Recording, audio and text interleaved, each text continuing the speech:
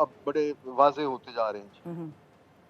मलिक साहब ये भी बताइएगा कि अगर ये तनाज़ा बढ़ता है तो आप आग को कहाँ तक फैलता हुआ देखते हैं, क्योंकि सुबह से लेकर अब तक हम भी काफ़ी खबरें पढ़ चुके हैं, बहुत से ममालिक की जो फ़ज़ाई हुदूद है वो भी मुतासिर हो रही हैं और कई ममालिक इससे परेशान भी हो रहे हैं, तशवीश पाई जा रही है। क्या देखते हैं आप इस पर? देखिए सबसे बड़ी जो इसमें जो एक खतरा हमेशा रहता है इस खित्ते में कॉन्फ्लिक्ट का कि यहाँ से जो सी लाइंस ऑफ कम्युनिकेशन है, हुँ। दुनिया की तजारत का एक बड़ा हिस्सा और ख़ास तौर पे जो ऑयल एक्सपोर्ट है दुनिया को इन रूट से स्ट्रेट ऑफ हुर्मुज़ से, यस। वो बड़ी बुरी तरह इफ़ेक्ट होगी। और यूरोप को जो सप्लाईज़ जाती हैं, यूरोप ऑलरेडी जो है जो रशियन और यूक्रेन कॉन्फ्लिक्ट है उसकी वजह से वहाँ पर जो है एनर्जी क्राइसिस ऑलरेडी जो है वो एग्ज़िस्ट करता है। तो इस खित्ते में लाइन ऑफ कम्युनिकेशन जो है हुँ। वो जो है सही। सस्पेंड होने से वो वहाँ पे इकोनॉमी पे भी बहुत असर पड़ेगा सिक्योरिटी के अलावा। ठीक है। सर बहुत शुक्रिया साथ रहने के लिए। एजाज मलिक साहब हमारे साथ मौजूद थे, काफ़ी देर से गुफ्तगू कर रहे थे। इसी दौरान में ब्रिगेडियर रिटायर्ड बाबर अलाउद्दीन साहब ने ज्वाइन किया है। बाबर साहब एक बार फिर से वेलकम करेंगे। कुछ अर्सा पहले हम मार्का हक पे गुफ्तगू कर रहे थे और आप हमारे पैनल का हिस्सा, आज हम इस पर गुफ्तगू कर रहे हैं। क्या लग रहा है कि आगे आने वाले दिनों में सिचुएशन कहाँ जाती नजर आ रही है? अगले 24 से 72 घंटे इंतहाई अहम करार दिए जा रहे हैं। गो कि ये भी कहा जा रहा है कुछ भी कहना भी कबल अज़ वक्त होगा, लेकिन जिस तरह से इसका दायरा बढ़ता हुआ नजर आ रहा है या आग फैलती हुई नजर आ रही है, किस किस को ये अपनी लपेट में ले सकती है? इसलिए 24 से 72 घंटे लोग कह रहे हैं कि ईरानियन रिटेलिएशन के ऊपर डिपेंड करता है वो कितनी लीथल है, कितनी इफेक्टिव है।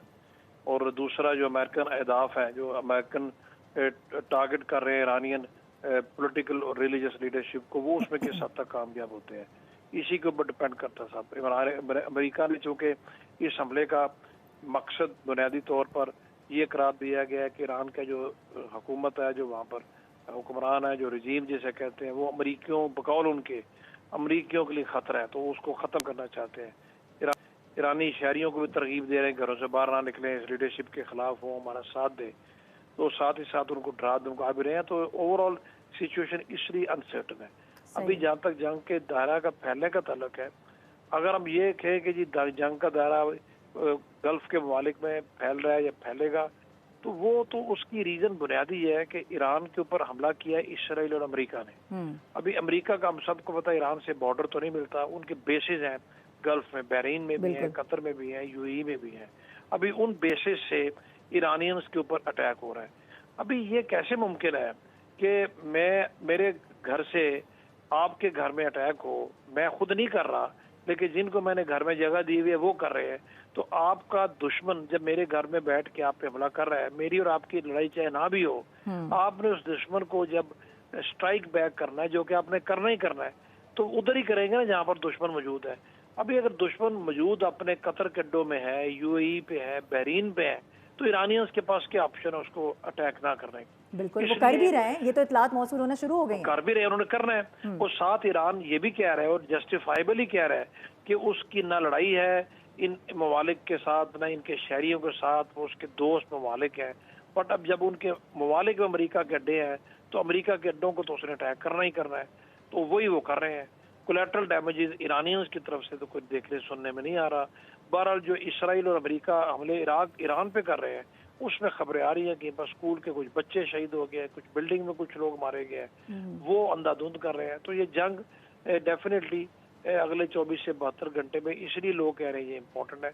हमें पता चल जाएगा इसकी डायरेक्शन आगे क्या है, ईरान का रिस्पांस कितना इफेक्टिव है। अगर ईरान का रिस्पांस ज़्यादा इफेक्टिव हुआ तो फिर अमेरिका का भी तरीकाकार मुख्तलिफ हो सकता है। अगर ईरान के रिस्पांस इतना इफेक्टिव ना हुआ तो फिर ईरानियंस के लिए डीमोरलाइजिंग होगा कि उस जंग को फिर कैसे लड़े, क्योंकि उनके पास इस वक्त सबसे मोहलक हथियार तो ये मिसाइल ही हैं। अभी स्टॉक पाइल कितना बड़ा है, कितनी देर सर्वाइव कर सकता है, वो भी देखने की बात है। एयरफोर्स उनकी कमजोर है, नेवी भी बड़ी कमजोर है, ग्राउंड फोर्सेस मजबूत है, लेकिन कन्वेंशनल ग्राउंड अटैक तो हो नहीं रहे, क्योंकि ईरान के साथ इसराइल अमेरिका का बॉर्डर नहीं मिलता। तो सारी की सारी डिपेंडेंसी अमेरिकन और इसराइली की टेक्नोलॉजी पे है, एयर पावर पे है, एयर डिफेंस सिस्टम पे है। ईरानियंस की डिपेंडेंसी जो है वो ईरानियन मिसाइल्स के ऊपर है। तो ये फिलहाल जंग की सूरत हाल है, बट बहुत अनफॉर्चुनेट है, कीमती इंसानी जानें ज़ाया हो रही है। बाबर साहब ये भी बताइएगा कि पहले भी हमने देखा था